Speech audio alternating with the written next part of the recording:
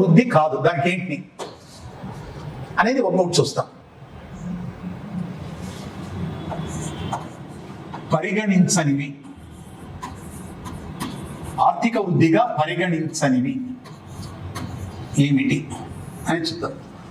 ఇక్కడ పాయింట్ ఇక్కడ తీసుకుందాం చూడండి. ఎన్ఐ వృద్ధి రేటు జనాభా వృద్ధి రేటు కంటే తక్కువగా ఉంటే, జనాభా వృద్ధి రేటు కంటే తక్కువగా ఉంటే ఆర్థిక వృద్ధిగా పరిగణించరు. నెక్స్ట్, ఎన్ఐ వృద్ధి రేటు PCI వృద్ధి రేటు కంటే, PCI అంటే తలసరి ఆదాయపు వృద్ధి రేటు కంటే, వృద్ధి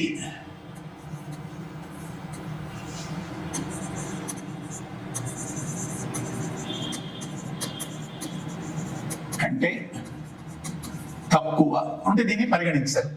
మరి తర్వాత నెక్స్ట్ ఇంకొక అంశాన్ని చూద్దాం.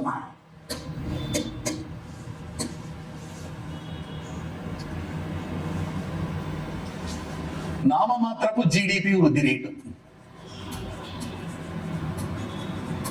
నామమాత్రపు జీడిపి వృద్ధి రేటు పరిగణించండి. వ్యాపార చక్రాల వల్ల పెరిగిన, వ్యాపార చక్రాల వల్ల పెరిగిన జీడిపిని, లేక ద్రవ్యోల్బణము వల్ల పెరిగిన జీడిపిని, ద్రవ్యోల్బణం ద్వారా పెరిగిన జీడిపి. రైట్, ఇవ్వండి.